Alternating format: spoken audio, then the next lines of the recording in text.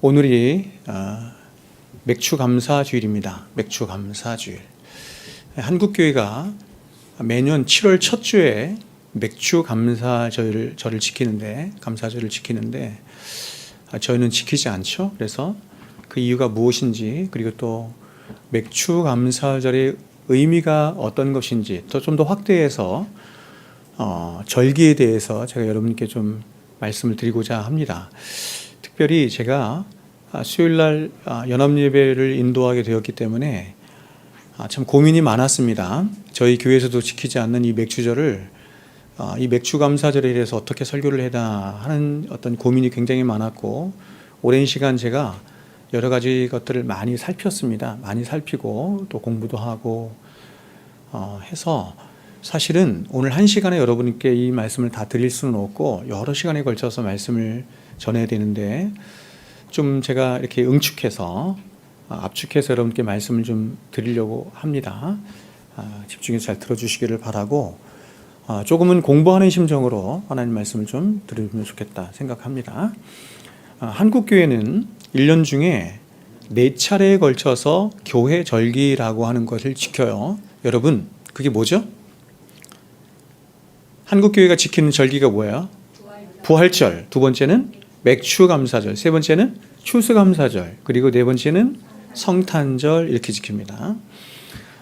여기에 더해서 또 한국교회가 나름대로 지키는 절기는 아닌데 이제 비슷한 게 있는데, 그게 뭐냐면 송구영신 예배 혹은 신년 예배, 그리고 뭐 교회 창립일, 그렇죠? 우리는 교회 창립 기념일을 지키죠. 그래서 이런 것들이 좀 추가적으로 이렇게 지키고 있습니다.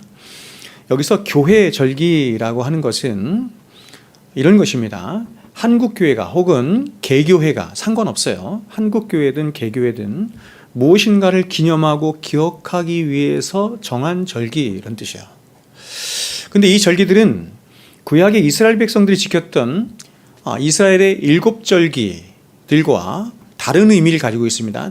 다른 의미를 지닌 절기들이자, 그러니까 한국교회가 지키는 이 4절기가 구약 성경이 말하는 7절기를 우리가 본받아서 하는 절기 지킴이 아니다. 이걸 제가 말씀드린 거예요. 두 번째, 교회 2000년 역사에 전통적으로 지켜왔던 또 교회력이 말하는 절기가 있는데, 그것을 따르는 것도 아니에요.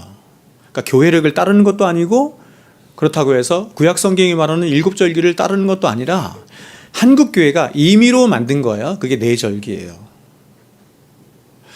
특별히 한국교회가 7월 첫 주에 지키는 맥주감사절은 다른 세 절기들보다도 훨씬 더 독특한데, 굉장히 독특한데, 왜냐하면 이 절기는 우리나라의 민족적 토양에서 발생한 절기로 한국교회 초창기 굉장히 어려운 상황으로 인해서 생겨난 절기예요.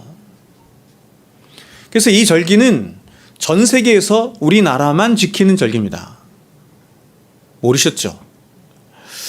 오늘 제가 여러분에게 이 절기에 대해서 이렇게 좀 압축적으로 요약해서 말씀드리고 나서 오늘 본문 사도행전 2장 말씀을 전하도록 하겠습니다. 성경에서 절기라는 말은 무엇인가를 기념하도록 하기 위해서 성회로 모이는 거예요.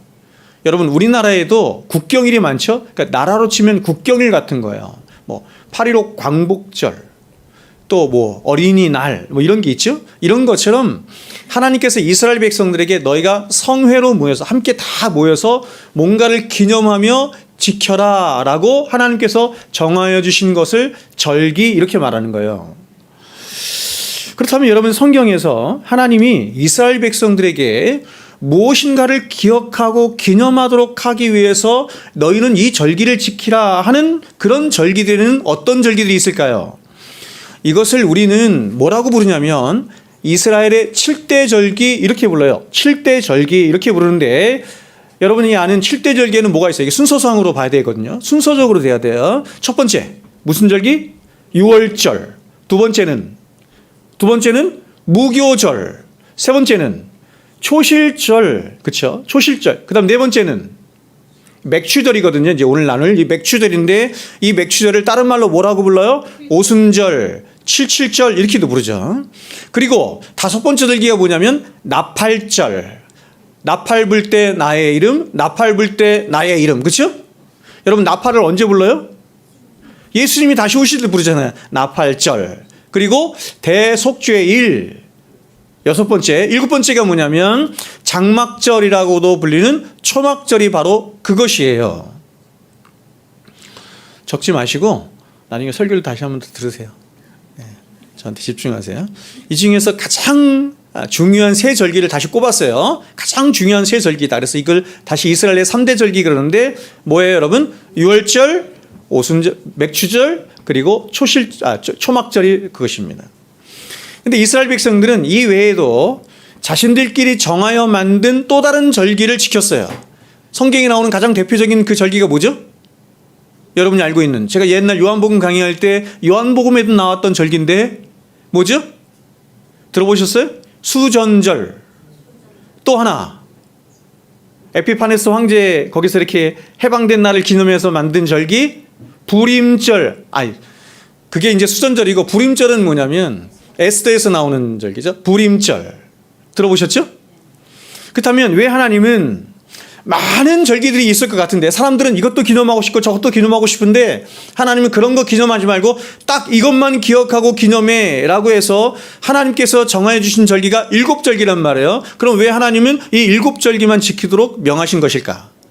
과연 이 7절기를 통해서 하나님이 이스라엘 백성들에게 혹은 저와 여러분에게 말씀하시고 싶어하는 내용 혹은 그 진의 혹은 실체가 무엇인가?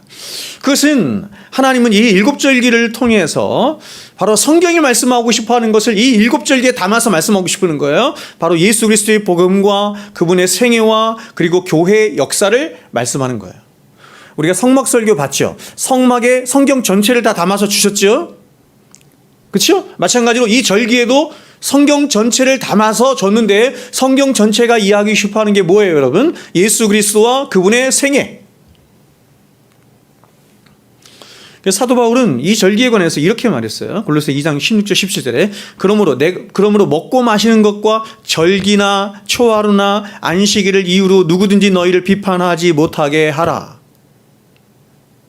여러분 구약 성경에 보면 먹고 마시는 것에 대해서 정결법 이런 게 있지 않습니까? 그 다음에 절기, 초하루, 안식일 이런 것들이 굉장히 많은 율법이 있는데 그런 것들이 너희를 비판하지 못하게 하라 이렇게 말합니다.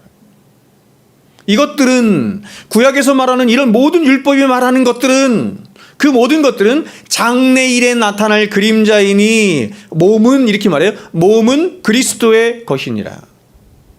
굉장히 명확하죠. 여기서 몸이라는 말은 실체라는 말이에요. 진의라는 말이에요. 그러니까 모든 절기들뿐만 아니죠. 모든 절기들은 바로 예수 그리스도를 나타내는 예표일 뿐만 아니라 저와 여러분과 이 세상의 모든 역사를 담아 놓은 그림자인 것이다. 이렇게 말하는 거예요. 실체가 뭐예요? 예수님이에요. 그래서 우리는 이 절기들을 통해서 가장 1차적으로는 예수 그리스도를 볼 수 있어야 하는 것이고 그 예수 안에서 구원받은 성도와 교회와 그 인생을 볼 수 있어야 하는 거예요. 구약 성경 전체는 어떤 면에서 우리 지난번 성경 공부 시간에 배웠죠? 교리라고 하는 걸 배웠잖아요. 하나님이 성경을 우리에게 주셨는데 성경은 뭐로 가득 차 있냐면 교리로 가득 차 있어요. 교리라는 얘기는 뭐냐면 어떤 진리의 체계를 말하는 거야. 하나님께서 뭔가를 말씀하고 싶어하는 주제들을 말하는 거예요. 그걸 교리라고 해요.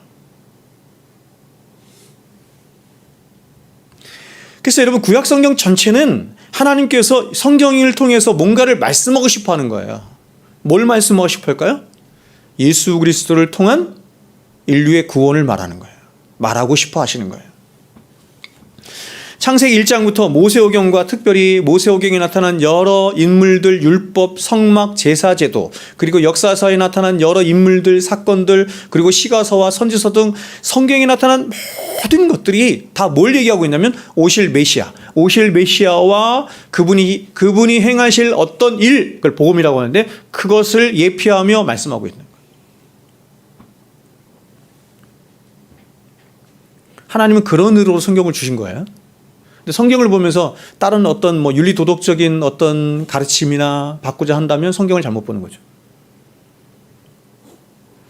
그래서 예수님이 요한복음 39절에서 이렇게 명확하게 말씀하셨죠. 예수님이 너희가 성경에서 영생을 얻는 줄 생각하고 성경을 너희가 상고하거니와 이 성경은 내게 대하여 증거하는 것이라.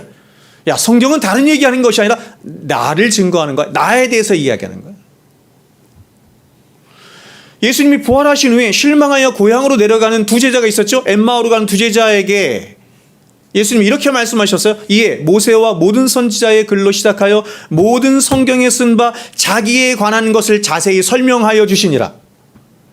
보세요.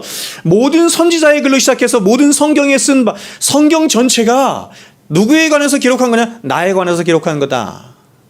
이거를 모르니까 예수님이 죽으신 것, 그렇죠? 예수님이 죽으신 것에 실망해서 돌아가고 있는 거예요. 모르니까. 여러분, 우리가 안다면, 그렇죠? 구약 성경이 정말로 말씀하고 싶어하는 게 무엇인지를 안다면, 앞으로 일어날 모든 일이 이 성경을 따라서 이루어질 것을 안다면 우리는 실망하지 않겠죠?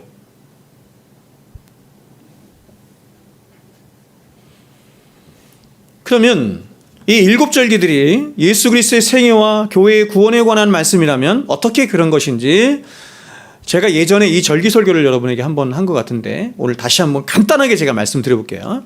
먼저 이 일곱 절기들은 이렇게 되어 있어요. 봄, 여름, 가을, 겨울로 나누어 설명할 수 있는데 먼저 봄절기에 해당하는 것은 뭐가 있냐면 유월절과 무교절과 초실절이 있어요. 유월절, 무교절, 초실절. 이 봄절기는 하나님이 어린 양의 피로 시작하신 교회의 구원의 시작을 말하는 절기예요.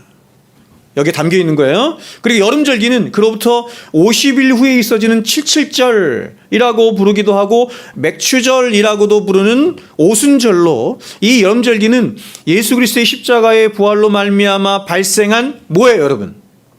예수 그리스도께서 죽으시고 십자가에서 죽으시고 부활하셔서 하늘로 승천하여 가셨죠. 예수님의 사역이에요. 그 예수님의 사역으로 말미암아 하나님께서 우리에게 주신 선물이 뭐죠?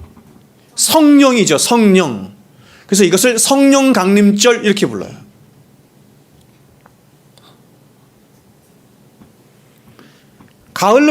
가을절기로 가면 이 가을절기는 승리의 절기예요. 열매를 맺는 절기예요. 승리의 절기. 나팔절, 속죄일, 그리고 수장절, 장막절이라고 불리는 초막절이 바로 그것입니다. 즉 이 가을절기에 승리의 나팔이 불려지죠. 예수님이 이 땅에 오실 때 나팔이 불려지는 게 아니에요. 예수님이 죽으실 때 나팔이 불려지는 게 아니에요. 부활하실 때 나팔이 불려지는 게 아니고 언제 나팔이 불려져요? 나팔 불 때 나의 이름, 그렇죠? 재림하실 때. 왜냐하면 재림할 때 완성되기 때문에. 그래서 승리의 나팔이 예수님의 재림 때 불러지는 거예요.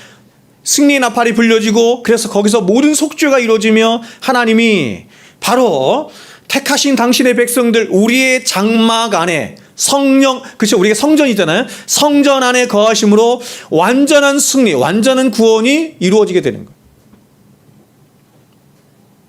그래서 이 모든 절기들이 다 지나면 겨울의 안식으로 딱 들어가는 거예요. 그럼 이 절기들을 좀 더 자세히 예수님의 생애와 연관시켜서 하나씩 말씀을 드려볼게요. 간단하게 먼저 첫 번째로 유월절, 그렇죠?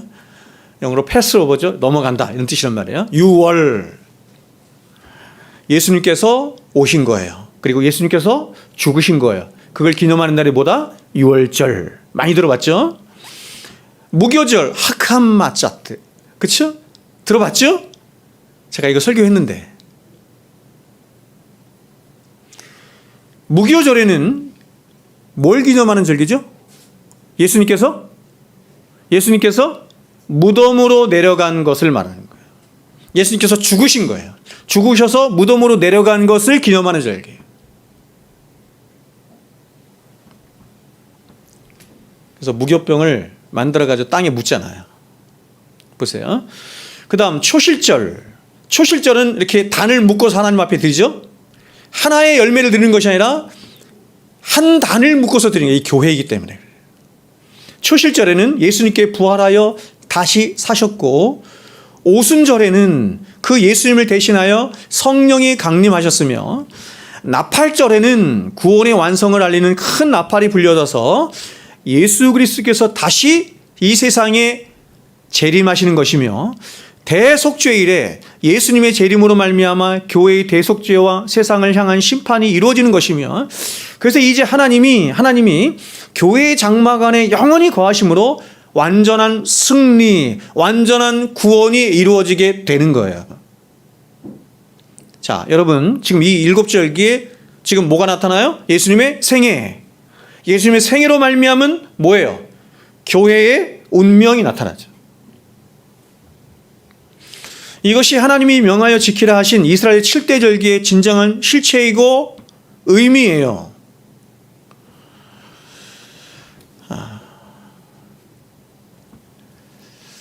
하나님 이스라엘 백성들이 그렇게 말씀하시죠. 여러분, 수건 있죠, 수건. 그렇죠? 수건. 수건을 이렇게 얼굴에 가리면 안 보이는 거예요. 구약의 의미가 이게 수건을 걷어야, 복음으로 말미암아 수건을 걷어야 구약적 의미가 복음 안에서 발견되어지는 것인데, 이스라엘 백성들이 수건을 쓰고 있어서 안 보이는 거예요. 그래서 지금도 히브리 사람들은, 이스라엘 사람들은 이사야가 그대로 예언한 대로 이렇게 너무나 분명한 예수 그리스도에 관한 계시의 말씀에도 불구하고 구약 성경을 그렇게 보지 못하는 거예요. 여러분, 지금 이 절기뿐만이 아니죠. 구약 성경 전체는 다 예수님에 대해서 얘기하는 거예요. 근데 율법으로 말미암은 수건이 얼굴에 가려지니까 구약 성경을 못 보는 거야. 그래서 보기는 보아도 보지 못하고 듣기는 들어도 듣지 못하는 어리석음이 그들 안에 있는 거예요. 그러면 여러분, 자, 이번에는 교회력을 한번 살펴보겠습니다. 교회력. 아까는 이스라엘 7절기 살펴봤어요. 조금 전까지는. 두 번째는 교회력. 여러분, 여기서 교회력은 교회가 정한 절기를 말하는 거예요. 성경이 말한 절기가 아니라 교회가 정한 거예요. 교회는 수천 년 동안 이 교회력을 발전시켜 왔는데, 초대교회 때부터 발전시켰는데, 그 중에서 가장 대표적인 절기들이 바로 6절기예요. 근데 이 6절기가 뭐에 근거한 거냐면, 뭐를 근거해서 만든 거냐면 바로 예수 그리스도의 생애를 근거로 해서 만든 거예요. 이 6절기를 이렇게 하죠. 대림절. 들어봤어요? 대림절. 이걸 강림절이라고 불러. 대림절, 강림절. 두 번째는 성탄절. 세 번째는 주현절. 네 번째는 사순절. 다섯 번째는 부활절. 여섯 번째는 성령 강림절이에요. 그러니까 이스라엘 절기는, 성경에 나타난 이스라엘 절기는 7절기로 예수님의 생애를 말했고, 교회력은 6절기로 예수님의 생애를 말한 거예요. 됐죠? 자, 그러면 이 6절기에 대해서 간단하게 또 제가 살펴보겠습니다. 먼저 대림절은 매년 11월 30일부터 지켜요. 우리는 절기, 봄, 여름, 가을, 겨울 이렇게 하니까 봄절기니까 1월 달부터 지켜야 될 것 같은데, 그렇지 않고 11월 30일부터 시작이 돼요. 교회력은. 그래서 성탄절 전날까지 지키는 절기로 예수 그리스도의 오심을 기다리는 절기예요. 메시아를 기다리는 절기죠. 그러니까 교회력은 매년 1월부터 시작하지 않고 매년 11월 30일부터 시작을 해요. 이게 3세기, 4세기에 이렇게 초대교회에서 시작을 하다가 6세기에 교회에 정착이 됐어요. 그리고 이어지는 성탄절은 그야말로 예수 그리스도가 이 땅에 오신 것을 기념하는 절기로 12월 24일 저녁 해가 넘어간 후부터 1월 6일 주현절 시작 전까지 지키는 절기가 바로 성탄절입니다. 세 번째 절기인 주현절, 그렇죠? 주현이라는 말은 무슨 말이에요? 주현. 그렇죠. 주님이 현현하셨다. 나타나셨다. 근데 어떤 분이에요? 주님이에요. 하나님이신 분이 공식적으로 나타나셨다. 이런 뜻이에요. 그러니까 예수님께서 세례요한에게 세례를 받으시고 하나님의 아들로서 세상에 공증을 받은 것을 기념하는 절기가 주현절. 이게 1월 6일 동방박사가 방문한 날로 이게 부르는데, 그걸 주현일 불러요. 주현일. 그래서 여기부터 시작해서 사순절 전까지 6주 혹은 9주 동안 지키는 절기가 바로 주현절이에요. 자, 네 번째 절기가 우리가 많이 들어본 절기인데 사순절이에요. 여러분, 사순이라는 말은 무슨 말이에요? 사순, 오순절이네. 사순절, 그렇죠? 오순절, 사순절.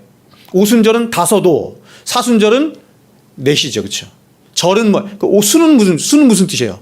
열흘 순 이런 뜻이란 말이에요. 그러니까 사순이라는 말은 다른 말이 아니라 40일 이런 뜻, 40일. 여러분, 왜 40일일까요? 왜 40일? 예수님께서 광야에서 고난 받으신 시간이 40일. 그래서 제예수일, 애쉬 웬스데이 이렇게 부르거든요. 애쉬 웬스데이, 죄를 뿌리는 거죠. 고통을 감수하는 거죠. 애쉬 웬스데이라고 불리는 이 제예수일로부터 불리는 날부터 부활의 절기를 알려요. 그 후로 40일 동안 지키는 절기로 예수 그리스도의 순환을 기념하는 절기입니다. 이때 모든 성도들은 함께 금식하며 절기를 지켰어요. 다섯 번째 절기는 부활절인데 모든 절기의 하이라이트입니다. 교회의 절기의 역사를 살펴보면 교회가 절기를 이렇게 정하거든요. 성탄절도, 그 다음에 뭐 부활절도 이렇게 정하고 지키는데 가장 먼저 정하고 가장 크게 축제한 절기가 뭐냐면 부활절이에요. 그래서 이 부활절은 모든 절기의 하이라이트이자 교회가 최초로 경축한 절기로 예수님이 죽음을 이기시고 부활한 것을 기념하는 절기가 바로 부활절입니다. 이 절기는 부활절로부터 50일 동안 지켰어요. 마지막 여섯 번째 절기인 성령 강림절은 다섯 번째 절기인 부활절이 지난 50일째 되는 날부터 다시 예수 그리스도의 오심을 기다리는 대림절까지 약 27주간 지킨 절기, 가장 길죠. 성령의 오심과 성령의 오심으로 말미암은 뭐의 탄생? 교회의 탄생을 기념하는 절기예요. 그래서 이 성령 강림절을 예수님의 부활 이후 50일째 되는 날 지키는 절기라 해서 오순절이라고도 말하는 거예요. 이렇게 교회는 여섯 절기를 기본으로 절기들을 지켜왔어요. 그런데 4세기 이후에 이러한 교회가 정한 절기들이 축제일 혹은 성인의 날, 그렇죠? 예수님과 상관없는 성인들을 기념하는 절기도 지켰어요. 그래서 이런 성인은 날, 절기라고 말하지 않고 날 이랬는데 성인의 날로 점점 확대되면서 그 숫자가 점점 많아져요. 그러니까 교회가 점점 뭔가를 기념하는 날이 많아지는 거예요. 그래서 8세기에는 1년 중에 106일이 교회의 특별한 날이 되었고 16세기 중세 말기에는 카톨릭이 가장 왕성하던 때죠. 그때는 1년 중에 4일만 빼고 모든 날이 절기나 특별한 날이 됐어요. 그러니까 365일 중에 맨날 뭔가를 기념해야 돼요. 한국 교회는 4개, 그리고 뭐 교회 창립일, 그 다음에 뭐 신년 감사, 뭐 등등등, 뭐 한 10개 내외를 이렇게 지키잖아요. 근데 중세 때는 365일 중에서 4일만, 그렇죠? 4일만 빼고 모든 날이 다 기념하는 날이었던 겁니다. 그러면 여기서 중요한 게 종교개혁자들은 여기에 대해서 무엇을 말했을까? 절기에 대해서. 이것을 우리가 따라야 되죠. 왜냐하면 종교개혁자들은 성경에 충실한 사람들이었기 때문에 성경은 과연 여기에 대해서 무엇을 말하는가를 생각한 거예요. 종교개혁자들은 성경에 근거해서 실체이신 예수 그리스도께서 오심으로 모든 절기들은 다 폐지되었으므로 오직 우리가 지켜야 할 절기는 하나뿐이니 그것은 바로 예수 그리스도께서 부활하신 날, 그날을 뭐라고 불렀어요? 성경에서 그날을 뭐라고 불렀어요? 여러분, 초창기 초대교회 이스라엘 백성들이 성경에 보면 예수님께서 부활하신 그날에 모여서 예배드렸단 말이에요. 지금 우리가 예배드리는 날처럼 이 날을 뭐라고 불렀어요? 누가 말했는데? 주의 날이라고 불렀어요. 주의 날. 우리는 그냥 주일 이렇게 부르죠. 주의 날 이렇게 불렀단 말이에요. 그래서 종교개혁자들은 모든 절기들은 다 폐지되었고 실체이신 예수님께서 오셨기 때문에 우리가 지켜야 하는 절기는 오직 하나인데 그것은 바로 주의 날뿐이다 이렇게 말해요. 그래서 루터나 칼빈이나 파레를 비롯한 여러 종교개혁자들은 주의 날이 우리가 지켜야 할 유일한 절기다 이렇게 말하는 거예요. 그래서 화란개혁교회를 비롯한 여러 개혁교회들의 총회는 오직 우리는 주의 날만으로 만족해야 한다라고 총회 법에 명시를 했어. 그냥 그런데 한 가지 또 다른 단서를 붙인 거 뭐냐면 이런 겁니다. 이렇게 주의 날만이 우리가 지켜야 할 유일한 절기이지만 그러나 교회는 주님이 탄생하신 성탄절과 그리고 그리스도께서 부활하신 부활절과 그리고 성령의 오심을 말하는 오순절, 성령 강림절에는 이게 주일날이죠. 주일날에 그와 관련한 설교를 하는 것이 좋다 이렇게 말을 했어요. 세 가지 가장 중요하게 생각한 거예요. 뭐예요? 예수님의 오심, 성탄절. 두 번째는 부활절. 세 번째가 뭐예요? 성령 강림절. 여러분 성령 강림절 들어보셨어요? 성령 강림절은 언제 있어요? 아까 제가 교회력이 말하는 성령 강림절이죠. 교회력이 말하는 성령 강림절은 몇 월 달에 있어요? 몇 월 달? 이거 지키는 교회들이 있거든요. 여러분 사순절 이런 건 지키죠, 그렇죠? 어떤 교회들은 지키기도 하고 안 지키기도 하고 해요. 근데 종교교육자들이 하면 사순절 지키면 된다, 안 된다? 안 된다는 거예요. 지키려면 뭐를 지키라? 성령 강림절을 지키라. 이렇게. 부활절을 지키는 것처럼 성령 강림절을 지키는 것이 옳다. 이렇게 말하는 거예요. 성령 강림절이 5월 달에 있어요. 5월 달에. 그러므로 여러분, 자, 주의 날, 즉 오늘날로 말하면 주일인데요. 주일은 구약의 안식일의 정신은 두 가지를 말하죠. 안식일의 정신 두 가지 말해요. 어떻게 알 수 있어요? 십계명이 성경에 두 군데 나오는 거 아시죠? 십계명이 성경에 두 군데 나오죠. 한 군데 나온다고 알고 계시는 분은 성경 진짜 알겠는 거죠. 성경에 두 군데 나와요. 첫 번째는 어디에 나와요? 출애굽기에 나오죠. 출애굽기 20장에 나오고 또 하나는 신명기에 나오죠. 근데 여러분 출애굽기에 나오는 십계명과 신명기에 나오는 십계명이 똑같을까요? 다를까요? 내용이. 여러분 십계명이 성경에 두 군데 나온단 말이에요. 하나는 출애굽기에 나오고 하나는 신명기에 나오고. 그럼 이 두 뭐예요 지금? 십계명이 내용이 같아요, 달라요? 질문자의 의도가 있을 거예요.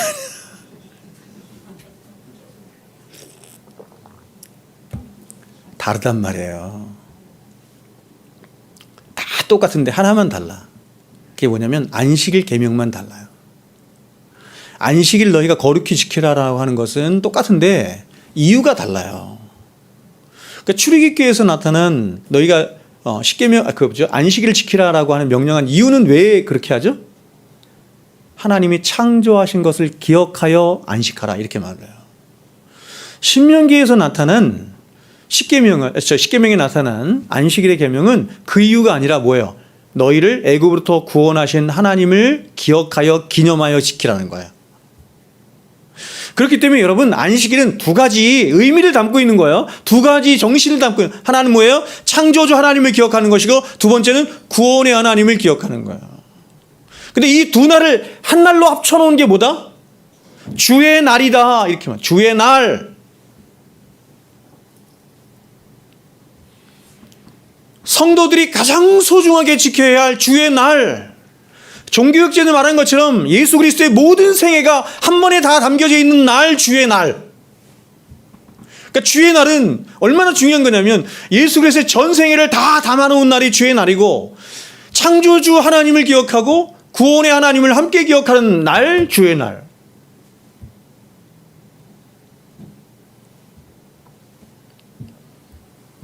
오늘날 이 주의 날을 가볍게 여기는 풍조가 성도들 안에 만연하여 주의 날을 편의주의적 자유주의나 혹은 경험적 축복주의나 혹은 치우친 일원론이나 혹은 치우친 이원론 같은 생각으로 주의 날을 지키고 대하는 사람들이 많이 있는데 이것은 정말 잘못된 것입니다. 제가 이 주의 날에 관해서만 여러분에게 좀 여러 시간에 걸쳐서 좀 설교를 좀 하고 싶은데 먼저 편의주의적 자유주의가 어떤 뜻이냐면 이런 거예요. 뭐냐면 주의 날을 지키는데 어떻게 지켜요? 성경이 말씀하는 대로 지키지 않고 자기 편한 대로 지킨다 이런 뜻이에요. 자기 편한 대로 지켜.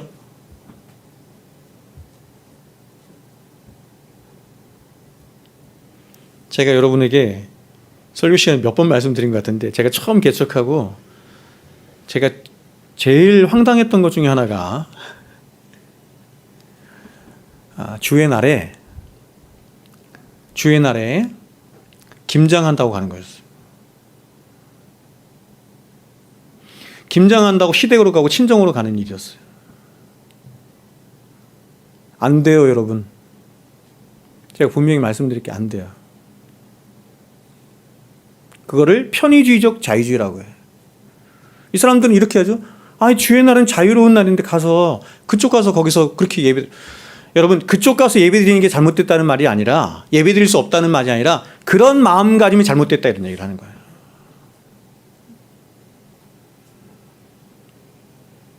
주의 날은 하나님이 구별하신 날이에요. 구별하신 날.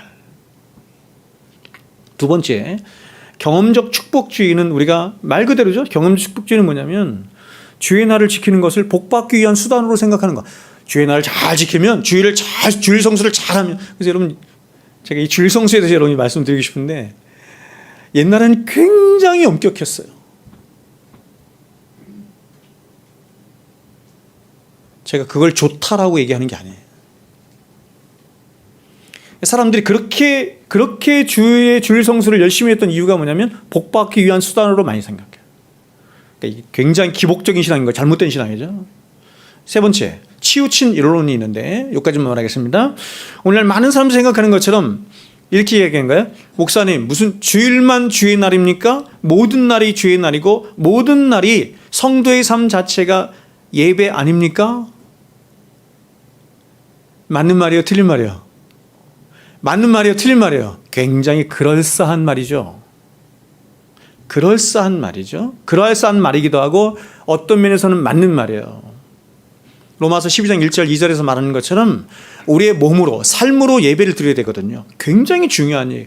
그러나 여러분, 하나님께서 그러한 삶으로의 예배 말고 하나님께서 구별하여 정하신 날에 드리는 예배를 하나님이 구별하여 정하신 거예요.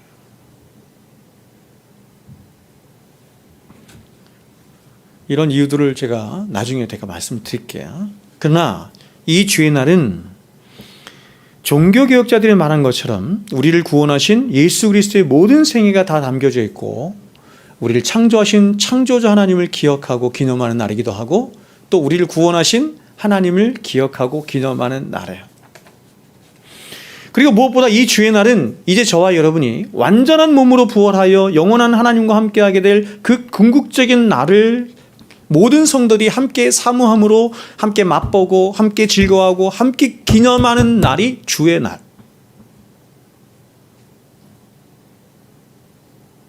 그러므로 여러분이 만일 주의 날을 소홀히 여기고 주의 날을 가벼이 여긴다면 그것은 여러분이 여러분을 구원하신 예수 그리스도를 소홀히 여기는 것이고 여러분을 창조하신 창조주 하나님을 소홀히 여기는 것이며 궁극적인 새 창조의 날을 가벼이 여기는 것과 마찬가지가 되는 거예요. 여러분 평생을 성경과 함께 살아온 저로서 여러분께 제가 확신하여 말씀을 드릴 수 있는 것은 오늘날 저와 여러분의 신앙의 거의 최후의 보루와도 같은 것이 저는 주의 날을 지키는 거라고 생각해요. 여러분들 중에는 제가 이런 말을 하면 우리 목사님 굉장히 율법주의자네, 교주주의자네 이렇게 생각하시는 분들이 그렇지 않습니다, 여러분.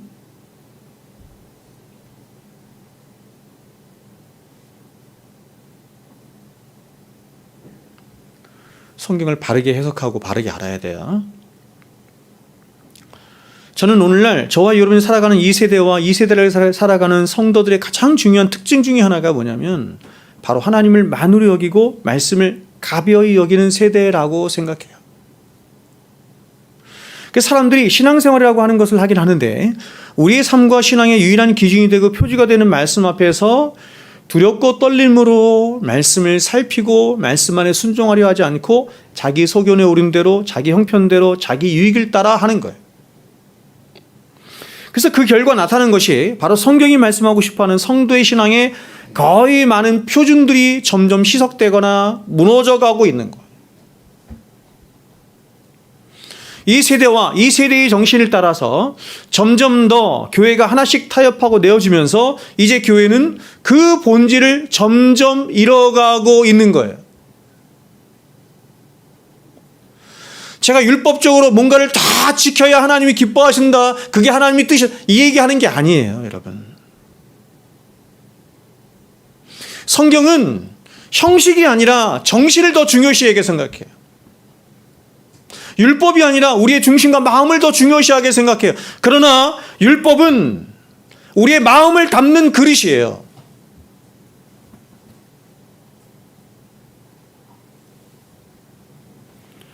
그런데 그 교회가 생명처럼 지켜야 할 그 마지막 최후의 보루에 저는 주의 날이 있다고 믿어요. 근데 그 최후의 보루와 같은 주의 날마저 사람들의 이기와 편의주의와 세속화로 인해서 모든 성도들 안에서 조금씩 무너져가고 있는 거예요. 이 시대, 이 편의주의가 가득한 이 세상, 이 세대의 사람들보다 오히려 굉장히 여러분들이 생각하기에 저 사람들은 굉장히 율법적이네, 율법주의적으로 주일 성수하네 했던 제가 어렸을 때, 우리 세대, 제 어렸을 때 우리 부모의 세대들, 그분들이 신앙이 훨씬 더 순수하고 깨끗하고 좋았어요.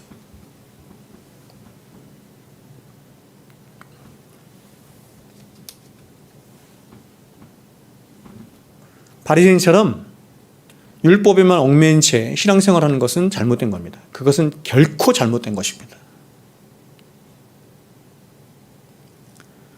그는 하나님을 경외하고 하나님을 진정으로 사랑함으로 하나님의 말씀을 대하고 율법을 대하는 성도들의 이 바른 마음가짐 자세는 굉장히 필요한 거예요. 저는 개인적으로 이 주의 날이 무너지면 성도의 신앙이 무너지는 것은 시간 문제라고 믿어요.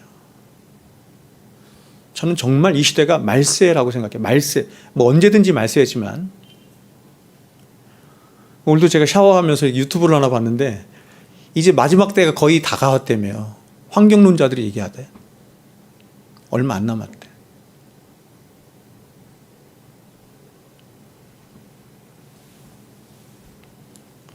그러므로 성도된 저와 여러분이 거의 생명처럼 지켜야 할 것이 저는 주의 날이라고 믿어요.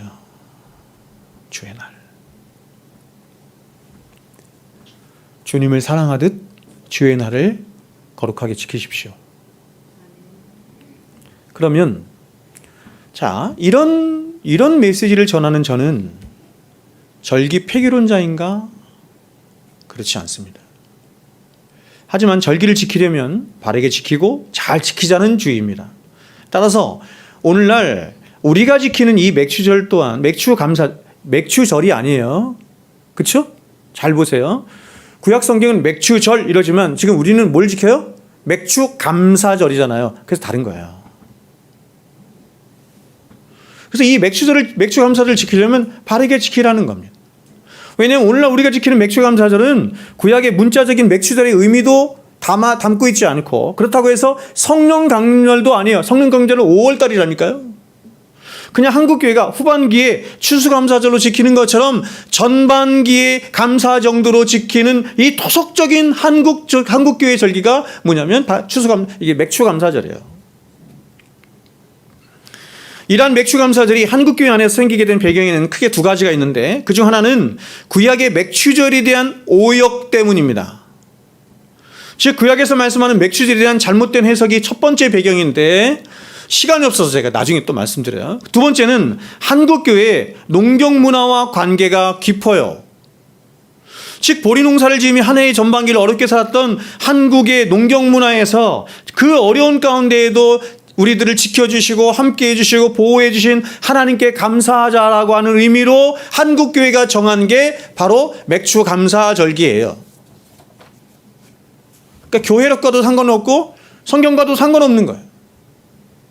추수감사절도 마찬가지다. 그래서 저는 이런 여러 가지 정황으로 인해서 오늘날 우리가 맥추감사절을 지키는 것은 별로 옳아 보이지 않고 상황이도 맞지도 않은 것 같아요. 그래서 저는 여러 해 전부터 과감하게 맥추감사절을 포기한 거예요. 제가 이번에 말씀 준비하면서 맥추감사절에 설교를 한 10편 이상 들어본 것 같아요. 우리나라 유명하다고 하는 목사님들의 설교를 10편 이상 한번 들어봤어요. 어떤 목사님은 한국교회가 지키는 어떤 절기보다도 맥추감사절이 가장 중요한 절기다라고 설교하시는 분도 있더라고요.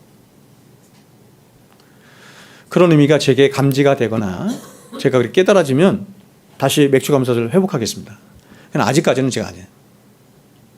성경적으로 볼 때.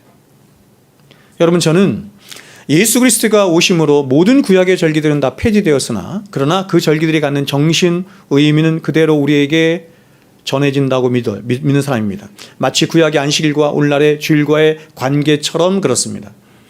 그러면 우리는 굳이 구약이 말씀하는 7절기를 다 지킬 필요는 없으나 그러나 그 절기들이 말하는 정신이나 의미는 그대로 이어받아서 가장 먼저는 매주 돌아오는 이 주의 날에 예수 그리스도를 충분히 기억하고 기념하는 예배를 드려야 돼요.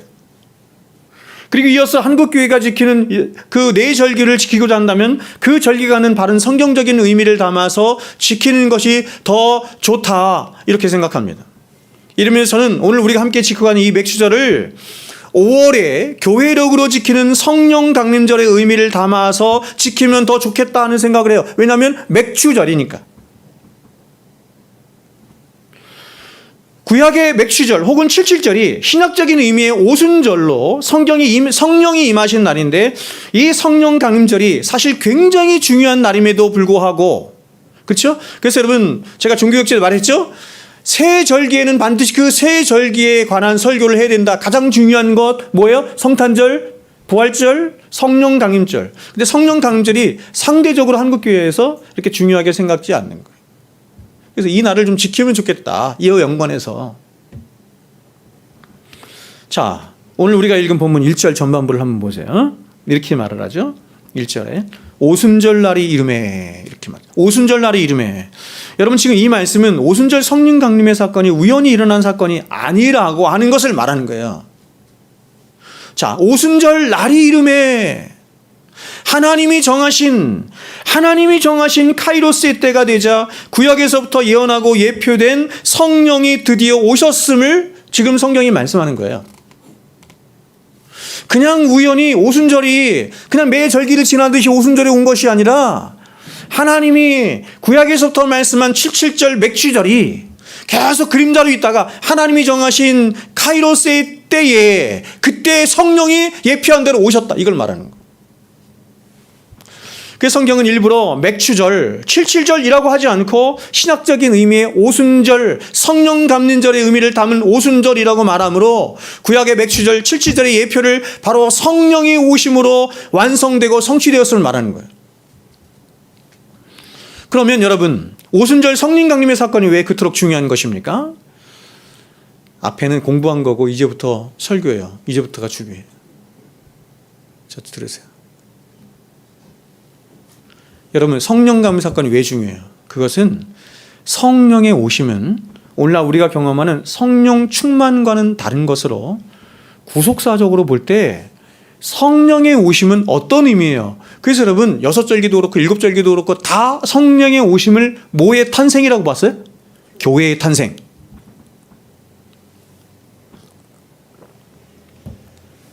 교회의 탄생. 성령이 오심으로 말미암아 이 땅에 교회가 공식적으로 세워지게 된 거예요. 물론 여러분, 구약시대에도 교회가 있었습니다. 하나님은 출애굽한 이스라엘 백성들을 시내산에 세우셨습니다. 그리고 친히 그곳에 임하시고 모세를 통해서 율법을 수여해 주셨습니다.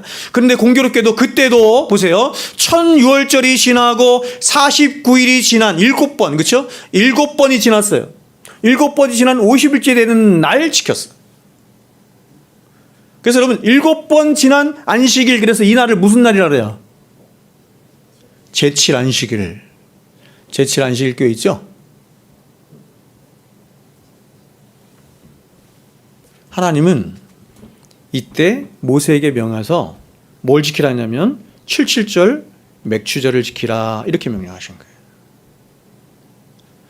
그러면 이 77절 맥추절은 시내산에 올라가서 보세요. 시내산에 올라가서 율법을 받고 내려와서 그 율법을 백성들에게 수여해 준 모세의 사역처럼 모세는 누구를 예표한다? 예수 그리스도. 바로 하늘로 승천하여 올라가신 예수 그리스도께서 이제 말씀이신 성령을 교회들에게 부어주실 것을 예언적으로 예표적으로 말씀하고 있는 절기가 뭐예요? 77절 맥주절이에요. 그러므로 이렇게 교회는 구약시대에도 교회는 있었던 것이지만 그 교회는 그림자처럼 혹은 희미하게 있었던 것으로 하나님은 바로 이 교회가 어떻게 이루어지는 것인지 율법의 그림자로 특별히 77절의 그림자로 우리에게 말씀하신 거예요.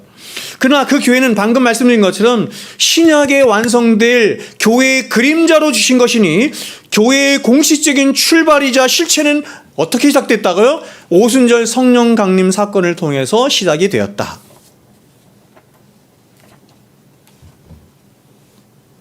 또한 오순절 성령 강림 사건은 단순히 사람들이 어떤 기이한 능력을 받은 사건을 말하는 게 아니에요. 그러니까 여러분 사도행전 2장을 보면서 자꾸 그런 것에 초점을 맞춘단 말이에요. 사람들이.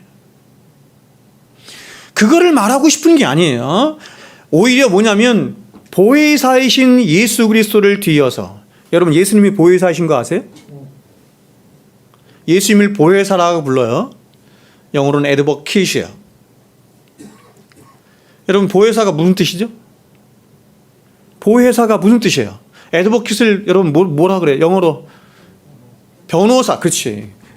자, 변호사라고 부르고 위로자 이렇게 부른단 말이에요. 그런데 보혜사이신 그리스도를 뒤이어서 또 다른 보혜사이신 성령이 오셨음을 말하는 거예요. 여러분 예수님이 보혜사이신 거 처음 들어보셨어요? 그래서 예수님이 이렇게 말씀하세요. 야, 내가 가면 이렇게 말해요. 또 다른 보혜사가 올 거야. 왜 성령을 또 다른 보혜사라고 부르죠? 내가 보혜사야. 나의 이 보혜사의 역할을 할 또 다른 보혜사가 올 거야. 그리고 그 뒤에 뭐라고 말씀하시면, 야, 내가 너희를 고아처럼 내버려두지 않고 너희와 영원토록 함께 있을 거야. 아니 가신다며, 하나님 앞에 가시는데 뒤에서 뭐라 하냐면 내가 영원토록 너희와 함께 할 거야. 무슨 뜻이에요? 또 다른 보혜사를 보내서 그 보혜사를 통해서 내가 너희와 영원히 함께 할 거야, 이런 뜻이란 말이에요. 다시 말해서 예수 그리스도께서 승천하시지 않으시고 이 땅에 계속 계셨더라면 하셨을 일들을 이제 제2의 보혜사이신 성령께서 교회 안에서 행하실 것을 오순절 성령 강림 사건을 통해서 나타내신 거예요. 그러므로 오순절 성령 강림 사건으로 이제 유대교의 모든 편견이 다 부서지는 거예요. 부서지면서 이제 하나님의 그 위대한 구원 계획이 교회 안에서와 성령을 받은 성도들 안에서 깨달아지고 경험되어지게 된 겁니다. 여러분, 제자들을 한번 보세요. 제자들은 예수 그리스도와 3년이라고 하는 시간 동안 함께 보냈습니다. 그분과 함께 먹고 마시고 말씀도 듣고 별걸 다 봤죠. 근데 그분이 진정 누구이시고 그분이 하신 일이 어떤 의미인지 몰랐어요. 아니 예수 그리스도께서 십자가에서 죽으시고 더 나아가서 그 죽음을 이기시고 3일 만에 부활했을 때에도 그들은 여전히 육적인 상태에만 갇힌 채 자신들을 로마의 압제로부터 구원해줄 정치적인 메시아를 기다렸어요. 여러분 예수님이 돌아가셨을 때, 십자가에 죽으셨을 때 다 도망갔죠? 제자들 다 도망갔죠? 예수님이 누구이신지를 모르는 거예요. 그 예수님이 십자가에 죽으신 의미가 뭔지를 모르는 거예요. 다 도망갔어요. 그러면 예수님이 3일 만에 다시 부활하셨단 말이에요. 부활하신 예수님을 봤단 말이에요. 그럼 그 부활하신 예수님을 통해서 이제 새롭게 생각나면 새롭게 깨달아지고 그분이 누구이신지를 알 것 같은데 몰라요. 그때도 몰라요. 그래서 그들은 부활하신 예수님 앞에서 뭐라고 부른 줄 아세요? 주님, 이스라엘을 회복하실 때가 언제입니까? 이때입니까? 이렇게 물어요. 정치적인 이스라엘, 정치적인 나라 이스라엘을 회복하심이 이제 주님께서 부활하셨으니까 이때입니까? 이렇게 말해요. 그런데 오순절 성령 강림 사건이 있자 비로소 이들 안에서 모든 유대교의 편견들이 산산이 무너지면서 과연 예수 그리스도가 누구이시고 또 그 예수님이 지신 십자가의 의미가 무엇이며 또한 그분의 부활하심이 어떤 것인지, 그리고 그분이 다시 오신다고 약속하셨는데 그 다시 오심의 의미는 어떤 것인지 비로소 그들의 전인격 안에서 성령이 역사하심을 통해서 그 의미들이 깨달아지고 알게 되고 감격되어지고 누려지게 된 거예요.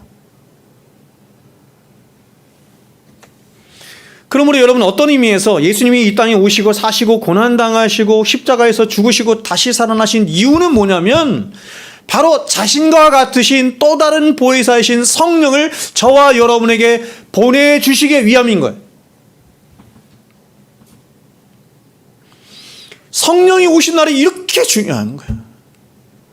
여러분, 성부 하나님이 저와 여러분을 위한 그 위대한 구원 계획을 아무리 다 가지고 계셨고 계획하셨으며 그래서 당신의 독생하신 아들을 이 땅에 보내셨고 살게 하셨고 십자가에 죽게 하셨어도 또한 성자 하나님이신 예수님이 그러한 하나님의 모든 뜻에 온전히 순종하셨어도 만일 성령 하나님이 우리 안에 오시지 않는다고 한다면 우리는 그 어떤 구원의 의미도 깨달을 수 없을 뿐만 아니라 그 어떤 구원의 효력도 우리에게 미칠 수도 없고 우리에게 적용될 수도 없는 거예요.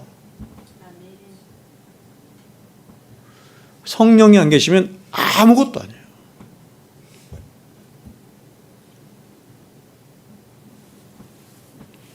성령님은 하나님이 우리의 구원을 위해서 계획하시는 시점부터 그것을 실행하시고 그래서 예수님을 보내시고 예수님이 그 모든 일들을 행하심, 그렇죠? 그래서 여러분, 예수님이 그 40일 동안 시험을 받으실 때도 그 다음에 겟세마네 동산에서도, 그렇죠? 십자가에 가실 때도 성경이 뭐라고 증언하고 있어요?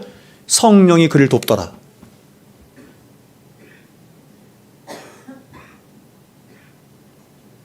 교회가 탄생되는데도 교회가 탄생된 이후에 성도의 신앙을 지켜나가고 그들을 진리 가운데로 인도하는 모든 일에 누가 하세요? 성령께서 하시는 거예요.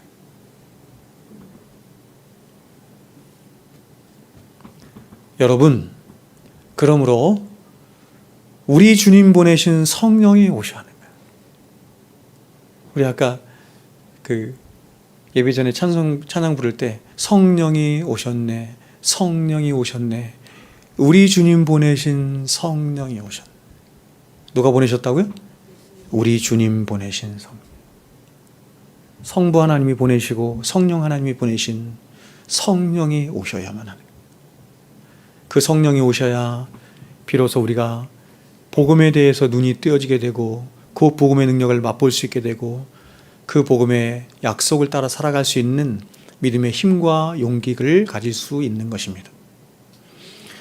여러분, 우리를 구원하시는 유일한 능력은 오직 성령으로부터만 와요. 그래서 구원론을 성령론이라고도 하는 이유가 여기 있어요. 또한 진리를 깨닫고 또 진리를 따라 살아갈 수 있는 믿음의 용기 또한, 그리고 죄와 싸워 죄를 이기고 거룩한 삶을 살 수 있는 것 역시, 그리고 무엇보다 하나님 그분의 영광을 위하여 살고 그분의 나라와 의를 위하여 살 수 있는 모든 힘과 용기와 근거가 성령으로부터만 오는 거예요. 여러분, 제가 여러분에게 여러 번 말씀드리지만 우리에게서 우리 안에 성령이 계시지 않으면 도대체 저와 여러분은 무엇이라는 말입니까? 생각해 보세요. 성령이 우리 안에 거하시죠? 근데 우리 안에 만약에 성령이 안 계신다고 한다면 우리는 뭐예요 도대체? 히브리서 11장에 나타난 그 기라성 같은 믿음의 사람들이 과연 어떻게 해서 그 위대한 삶을 살 수 있었습니까? 그것은 오직 한 가지, 그들 모두가 성령에 붙들림 바 된 삶을 살았기 때문에, 성령의 능력은 세상이 감당할 수 없는 성도의 믿음을 낳는 것입니다. 그러면 이렇게 성령이 임한 자들에게 나타나는 가장 중요한 표지가 뭘까요? 굉장히 많겠지만 저는 한 가지만 말씀을 드리고 싶습니다. 그것은 뭐냐면 그 사람이 예수를 더 많이 알고 싶어하고 예수를 더 많이 사랑하고 싶어하는 마음을 갖게 되고, 더 나아가서 예수를 전하지 않고는 견딜 수 없는 마음을 갖게 된다는 거예요. 이외에도 굉장히 많이 있는데 가장 핵심적인 걸 제가 말한다면 온 마음과 온 중심이 예수께 딱 사로잡히는 거예요. 이유가 뭐예요? 그것은 성령은 저와 여러분에게 예수께로 인도해서 예수를 가르쳐주고 예수에 대해서 증거하도록 하고 예수를 의존하도록 하고 예수를 사랑하도록 하기 위해서 그 예수님이 친히 우리에게 보내주신 예수의 영이시기 때문에 성령님을 이렇게 불러요. 예수의 영. 하나님이 보내신 영이다 그래서 하나님의 영이라고 부르기도 하고, 예수님이 보내줬다 그래서 예수의 영이라고 부르기도 하고, 성령은 오직 하나님의 말씀으로만, 다 예수님 말씀이잖아요. 그렇죠? 하나님의 말씀, 예수님의 말씀으로만 역사하시기 때문에 진리의 영이라고도 부르는 거예요. 성령은 바로 그 일을 위해서 우리에게 오셨습니다. 그러니까 여러분이 어떤 막 집회에 갔어요. 막 성령 집회한다고 막 갔어요. 성령 집회한다 막 가는데 거기서 뭐 말씀이 전해지든 기적이 일어나든 무슨 일이 일어나든 막 온갖 일이 일어나는데 예수는 보이지 않고, 예수의 이름은 높여지지 않고, 예수를 말하지 않고, 예수를 사랑하지 않고, 사람의 이름만 높여진다든지 그저 병만 낫는다든지 이적만 나타나, 그거는 성령의 역사가 아니에요. 제가 분명히 말씀드릴게요.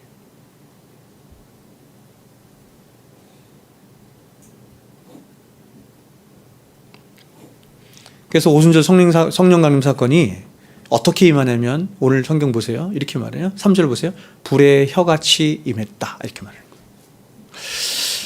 자, 2장 3절이 이렇게 말합니다. 마치 불의 혀같이 혀처럼 갈라지는 것들이 그들에게 보여 각 사람 위에 하나씩 임하더니. 여러분, 혀를 뜻하는 헬라어 글로사의 히브리어 동치는 라시온입니다. 그런데 이 라시온은 어떤 의미를 갖고 있냐면 언어라고 하는 의미를 가지고 있어요. 바로 성령이, 보세요, 신자 안에 임하자 성령이 신자들 안에서 역사하시며 그 성령이 일하시 시작하는데 어떻게 일하시냐면 인간의 언어들을 통해서 뭘 말해요? 그리스도를 말하게 하고 그리스도를 찬양하도록 하고 그리스도를 전파하도록 했다.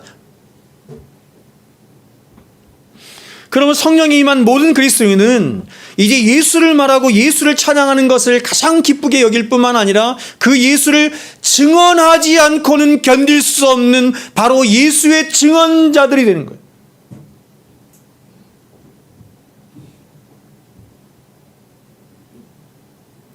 저는 여러분 사람들을 만나죠? 누구를 만나든지, 예수를 믿지 않는 사람을 만나든지 믿는 사람을 만나든지 누구를 만나든지 제가 가장 많이 하고 싶은 말이 뭔지 아세요? 가장 많이 이렇게 대화 나누고 싶은 주제가 뭔지 아세요? 예수예요. 하나님이에요.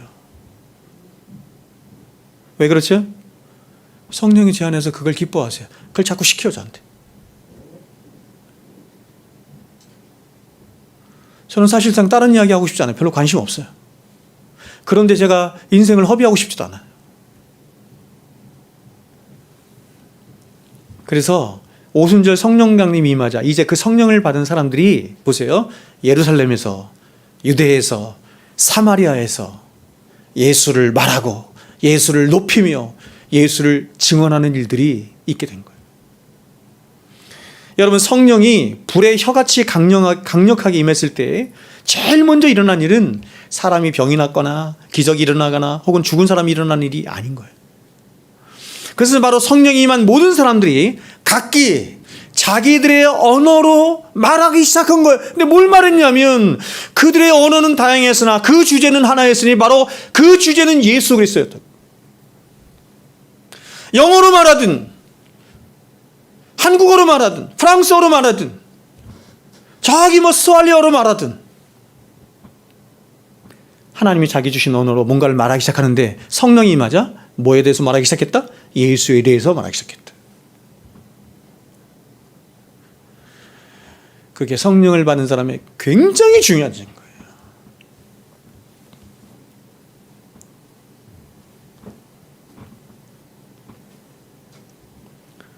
오늘 성경은 그 예수에 관해서 말한 그것을 뭐라고 말하냐면 하나님의 큰 일이다 이렇게 말했습니다. 제가 한번 읽어드릴게요. 사도행전 2장 보세요. 우리는 9절부터 우리는 바데인과 메데인과 엘람인과 또 메소포타미아와 유대와 갑바디와 본도와 아시아 브리기와 밤빌리아와 애굽과 및 구레네에 가까운 리비아 여러 지방에 사는 사람들과 로마로부터 온 나그네 곧 유대인과 유대교에 들어온 사람들과 그리스인과 아라비아인들과 이라. 굉장히 길죠? 지금 성경이 뭘 말하고 싶은 거냐면 전 세계 각지로부터 사람들이 몰려왔다는 거예요. 근데 그들에게 성령이 임하자 마지막이 중요한 거예요. 앞에 건 다 서론이고 이렇게 말하는 거예요. 우리가 다 우리의 각 언어로 자기들의 각 언어로 하나님의 큰 일을 말함을 듣는도다. 하나님의 큰 일, 그쵸? 바빙크가 쓴, 헤르만 바빙크가 쓴 책에 하나님의 큰 일이에요. 하나님의 큰 일. 하나님의 큰 일이 무엇입니까? 그것은 타락한 세상을 구원하시는 삼위 하나님의 위대한 행동을 하나님의 큰 일이라고 말하는 거예요. 우리는 이것을 복음이라고 하는 말로 대신하기도 해요. 기독교는 바로 이 삼위 하나님의 큰 일에 대해서, 다시 말해서 복음에 대해서 말하는 종교가 기독교입니다. 그래서 그 하나님의 큰 일을 알게 돼서 우리가 사는 이 세상과 우리 인생에 대한 전혀 새로운 관점으로 이제 이전과는 전혀 다른 바로 영생 있는 삶을 살게 하는 종교가 기독교예요. 그런데 이 모든 일이 무엇을 통해서만 이루어지냐면 성령을 통해서만 알려지고 깨달아지고 이루어지게 됩니다. 예수 그리스도께서 이 땅에 오시고 사시고 고난당하시고 십자가에 죽으시고 3일 만에 다시 부활하셨지만, 그러나 성령이 아직 오시지 않으므로 그 모든 곳을 목격한 사도들조차도 예수님이 누구이신 것과 그 예수가 왜 십자가에 못 박아 죽으셨는지, 그리고 그 예수를 통해서 하나님 나라가 어떻게 임하는 것인지 알 수도 경험할 수도 없었던 것처럼, 성령이 우리 안에 임하시지 않으면 여전히 우리는 눈을 뜨고 있으라 눈뜬 장님이에요.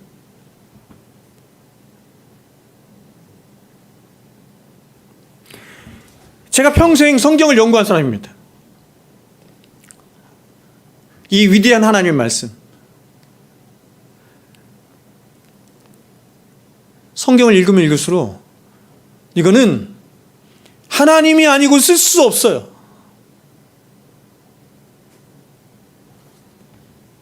어떻게 이렇게 오묘하고 정말 놀랍고 이 위대한 하나님 말씀,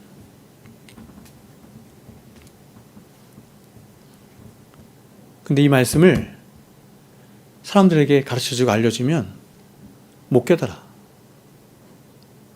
나는 이 하나님 말씀이 이렇게 놀라운데, 이렇게 막 감격스러운데, 그래서 내 인생에 대한 이런 확신이 드는데 설명해도 몰라. 이유가 뭐예요? 성령이 안 계시기 때문에.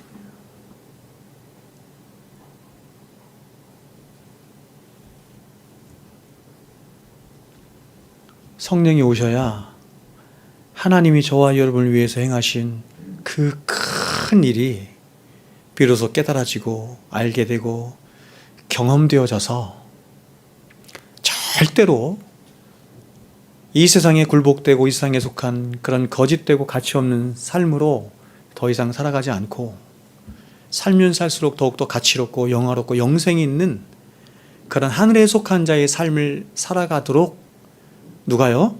성령께서, 성령이 오셔야 깨달아지는 거예요.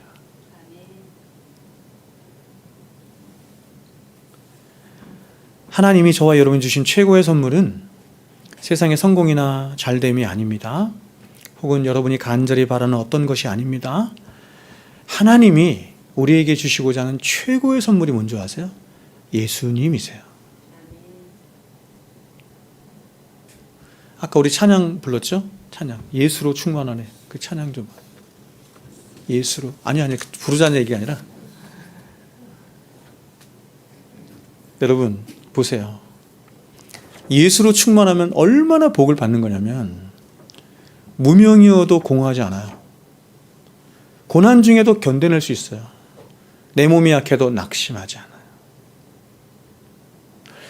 세상에 돈이 있어도 이렇게 못합니다. 명예가 있어도 이렇게 못해요. 가난하여도 부족하지 않아. 실패하여도 일어날 수 있어요. 화려한 세상 부럽지 않네? 여러분, 이런 근거를 가질 수 있는 힘이 세상에 어디 있어요? 돈이 그렇게 할 수 있어요. 명예가 그렇게 할 수 있어요. 세상에 어떤 것이 그렇게 할 수 있어요. 근데 예수로 충만하면 그렇게 되더라. 그래서 하나님이 저와 여러분에게 주시고 싶어하는 최고의 선물이 뭐냐면 예수인데, 예수 안에 다 들어있는 거거든요. 예수. 세상에서 가장 가치로우시고 가장 영광스러우신 분 예수. 그분을 주길 원하시는데, 그 예수는 어떻게 우리에게 오시냐면 성령을 통해서만 오시는 거예요. 성령을 통해서만. 그래서 예수님이 야, 구해라, 찾으라, 두드리라. 그러면 하늘 아버지께서 너에게 가장 좋은 걸 주지 않겠느냐? 육신적인 부모들도 가장 좋은 것을 자식에게 줄 줄 알거든. 하물며 하늘에 계신 아버지께서 그렇게 하지 않겠느냐? 근데 그 가장 좋은 게 뭐라고 말씀하셨어요? 성령. 왜요? 성령은 우리에게 예수를 주시는 분이기 때문이죠. 예수를 깨닫게 하시고 그 보물과 같은 예수님을 알게 하시고 예수님을 사랑하도록 하시고 예수님의 사랑 안에 누리도록 하시고 무명이어도 가난해도 넘어져도 쓰러져도 예수만 있으면 이겨요. 예수만 있으면 이겨요. 어떤 창순 시인이 고백했던 것처럼 이 세상 부귀영화보다 세상 명예보다 세상 행복보다 가장 귀하고 가치로우신 분 예수입니다. 예수. 그런데 그 예수가 성령께서 우리 안에 계시지 않으면 볼 수도 없고 알 수도 없고 깨달을 수 없는. 그러므로 여러분 결론입니다. 성령이 임하셔야 하는 거예요. 성령이 임하신 채 한 채 껍데기만 가지고 교회 백날 다녀야 소용없어요. 그래서 여러분 기도하셔야 돼요. 어떻게 기도하시냐면 우리 새끼 공부 잘하게 해주세요. 우리 새끼 대학 좋은 대학 가게 해주세요. 그런 기도 하지 마세요. 내 아들 내 딸 예수 충만하게 해주십시오. 성령 안에 예수 충만케 해주십시오. 최고죠. 그럼 이 아이의 모든 인생길에 예수로 충만하면 가난하여도 그렇죠? 넘어져도 쓰러져도 어떤 일에도 예수께서 함께 하시고 그를 붙들어 주시고 최고의 길로 영생의 길로 복된 길로 생명의 길로 그를 인도하시는 줄 믿습니다. 그러므로 여러분 우리 자녀들 안에 그리고 우리 안에 우리 교회 안에 성령이 충만하길 위해서 함께 기도합시다. 기도하겠습니다.